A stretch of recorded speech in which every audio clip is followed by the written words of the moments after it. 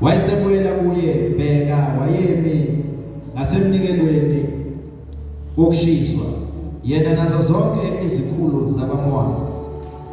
Wayesethatha isisho sakhe wathi eArami uBalaki ungilandile inkosi yamaMowabi ezintabeni zasempumalanga. Woza ungiqalekisele uJakobe, woza ungidlesele uIsrayeli, umdlesele uIsrayeli. Verse 8. Ngingamqalisa kanjani ongaqaliswanga nguNkulunkulu na? Ngingamdlesela kanjani ongadleselwanga nguNkulunkulu na? Ngokuba ngisesiqongweni samadwala ngiyambona, semadulini ngiyambuka. Bheka kungabantu abahlala bodwa abangayibalwa phakathi kwezizwe. Ngubani ongabala uthuli lukaJakobe, abale okwesine kuka-Israyeli na? Mangifa ukufa kokulungileyo nokuphila kwami makube njengokwakhe. Awufunde kahle verse 10. Ngubani ongabala uthuli lukaJakobe, abale okwesine kuka-Israyeli na? Mangife ukufa kolungileyo nokuphela kwami makube njengokwakhe. Angife ukufa kolungileyo nokuphela kwami kube njengokuphela kwakhe. Ula sifunda khona uBalaam umuntu osebenza ngezinto ezicishe zibe mbili. Uyakwazi ukusebenza ngomuthi, uyakwazi futhi ukusebenza noma uyakwazi ukuyithola esesebenza ngokaNkulunkulu. Angiphili. uBalaam is a false prophet. Umuntu obaziwa ukuthi uma uke waya kuBalaki wathi loya muntu loya akangalungelwa lutho empilweni yakhe azayofa. uBalaki eke waya entabeni wafika walungisa i-altar entabeni elinegama lakho. uBalaam bekwazi ukuthi uma i-future yakho beyi-bright, bewuzoba umuntu obezoba nezinto kusasa. uBalaam bekwazi ukushintsha i-future yakho ayenze ungayina wawudalela ukuya khona. So uBalaam mayifika-ke ubizwa uBalaki, bona u-Israyeli usanda kuphuma eGibhithe and u-Israyeli uyawina ama-territories. So uthi ngibona abantu beza abaningi abayinkulu, ngibona abantu abathatha izinto ngaphandle kokulwa. Usathi curse these people. Amen. Tell it out to some. uBalaki is addressing, he's got a fear. Kuluma talent. Verse 10. Kuluma baba. Oh, yeah. Oh, okay. uBalaki has got a fear. Balaam has got a fear. uBalaki unetayisabayo. His fear is that the children of Israel Ukusaba kwabo ukuthi abantwana bakaIsrayeli are going to overcome the world. bazonqoba izwe. And if he does not do anything about it now, Ubona ukuthi bengenzi lutho manje, they are coming for him. bayeza beza kuye. Nizokhuluma to the family kaGogo. Ngizokhuluma kumndeni kaGogo. We are a family that seems not to thrive in life. Sumndeni obukeka ongathi awuphumeleli empilweni. We are a family that seems to be bound somewhere. Sumndeni obukeka ngathi uboshiwe endaweni thizeni. Akakusiza ukusho ukuthi asiboni. Does not help us to seem as if we do not see.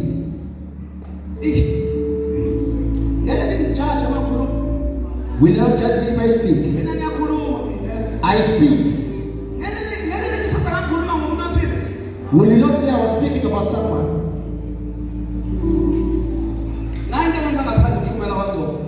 This is the thing that makes me not want to preach in the Ngcobo family. I speak. We've got issues. Okay, one of the issues. And these issues are very spiritual. Can Every address the flesh. You cannot address them with fleshly things. We can go and study in university. But the problems we have are very spiritual. It's not necessary to trace them as to where they come from. The Bible gives us an idea that we can have Balam. It can't be that we are a family cursed by God. It can't be. The word belongs to God and the fullness of Him. And all those that dwell therein. I don't believe that we are a family that has been rejected by God.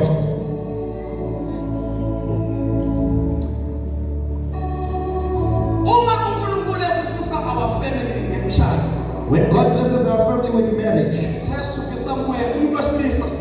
A male. It has to be around the age of 40.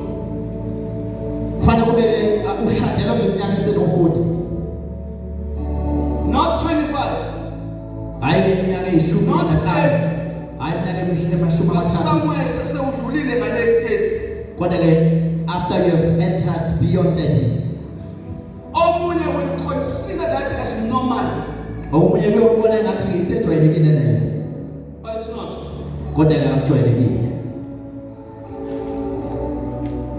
It's not. But suddenly it's the cry of my heart.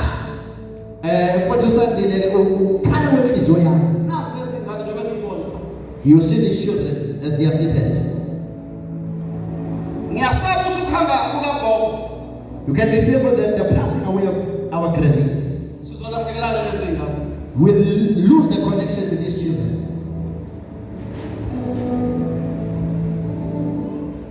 That's not normal. Actually, we don't know.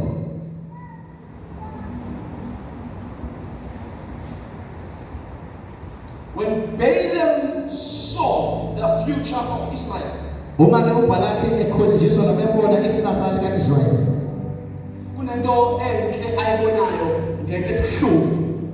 there's something good that he saw about this tragic thing.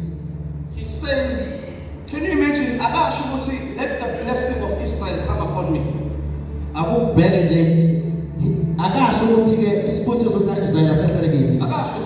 But he says, let me die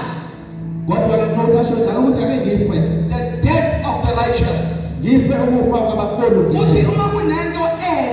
About Israel, he says, if there is something beautiful that is about Israel, one day blessed nation,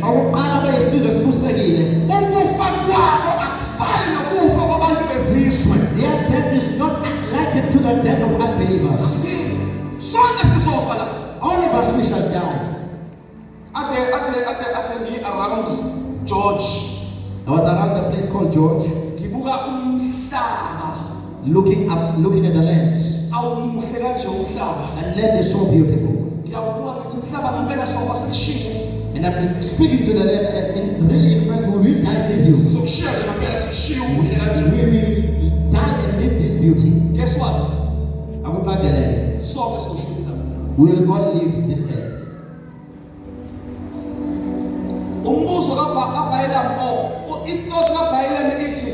The thought of Balaam, when death comes upon me, angife ukufa of the righteous. Let me die the righteous death. So ukufa kufana. Death is not the same. Let me repeat, all of us will all die. When we leave this world, we will go different journeys. I know some of us believe Yes, you can to know that, believe that there's a certain place that we are going to. And I've done research. Let's say we are qualified. I guess we are qualified By ancestor. to become an ancestor. No my ethos. There are not many who will qualify on this earth. If that is possible. There are not many who will qualify. Because research says You have to have a good heart.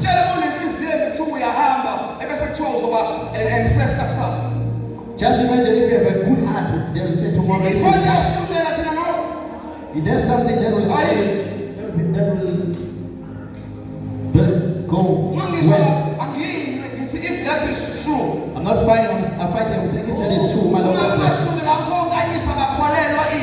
Don't leave this place. I'm saying to you, if you are to leave this world, what type of death also if away?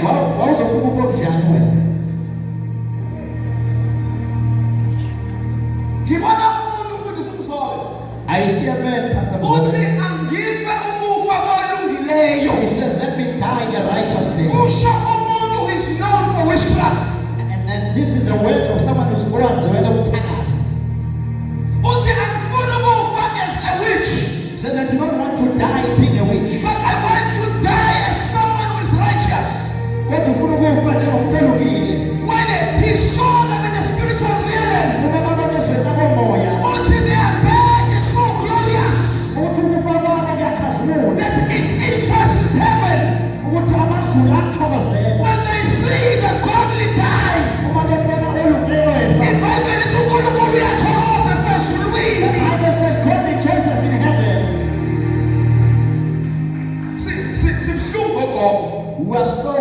We are feeling so sorry about the passing of our granny. Why is called? Why is it that we believe? Why do the unbelievers not believe? I cannot answer that question. I can answer the why is called. I could answer you who is saying why do you believe? 2020. In the year 2020. 2021. When I was in hospital, I had COVID. 3 weeks. I stayed there 3 weeks. I had a moment of being unconscious. Now internet given the hope. This is the thing that makes you to be hopeful. It was not the hope of coming back into this world. The hope if I leave this world,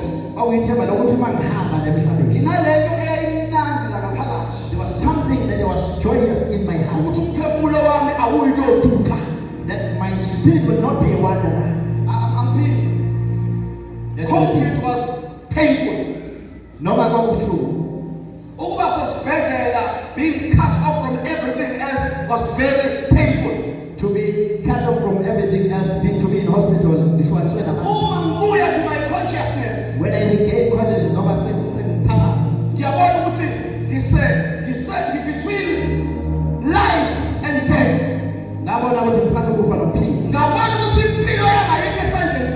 And I saw that my life is not in my hands. And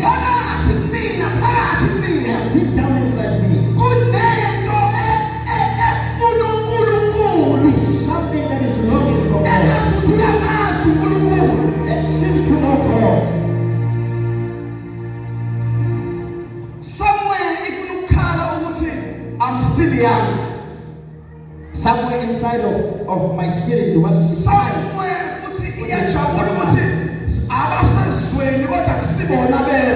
somewhere it is crying that we are of this world, we are in this world, but we are not of the world.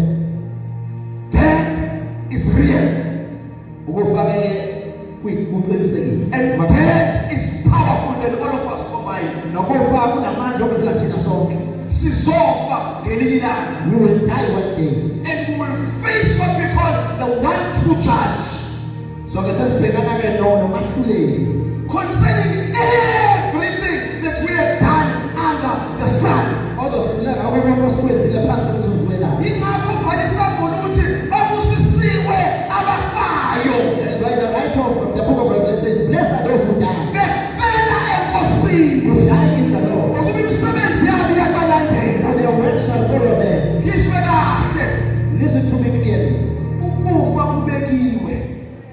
death is there. And ayikho ebuhlungu neyosikhalisa. And nothing so painful that will make us cry. Ukuthi uma uhambile, And when you leave this earth, singabi certain of your future. singaqinisekisi ngekusasa lakho. Nge-spiritual future yakho. Ngekusasa lakho lakomoya. Yabona nje ukuyobeka ithando lomuntu. To go and place the bones of a person. It's not enough. Akwanele. Kunembuzo esibuzayo afterwards. There are questions that we ask. Ugogo wami uyephi? Where did my granny go to? Let me die. Ake ngife. The death of the righteous. Kufa kolungileyo. Ukufa kwabo akufanele ukwabo. Let my death be likened to their death. Because ukufa kwabo kunesibusiso. Because their death has a blessing. Ukuhamba kwagogo kuzosikhumbuza namhlanje. The passing of our granny has come to remind us today. Death is real. Ukuthi kufa khona. Yabona masikhuluma kanje. Ngiyabala. Uma kanje uhambile I think 3 years ago. As well the funeral I'm counting, Magange has passed 3 weeks ago. 3 years ago. 3 years ago. Ukhona hamba omunye wethu ozoshiya ngo 2 years or 6 months. Ukhona omunye ozohamba eventually. Someone eventually will pass, whether it's 2 years or 3. But you can change your spiritual future. Who felt the death of the righteous?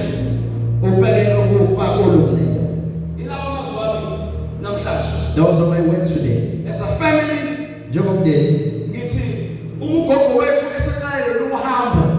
I'm saying as our granny has begun this journey.